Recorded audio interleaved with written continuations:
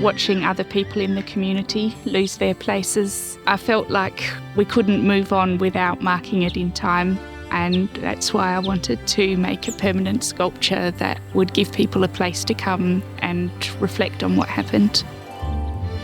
Lobethal Bushland Park was severely impacted in the Cudlee Creek bushfire. And as the wildlife and the birds have come back, it's become a really important symbol for many people.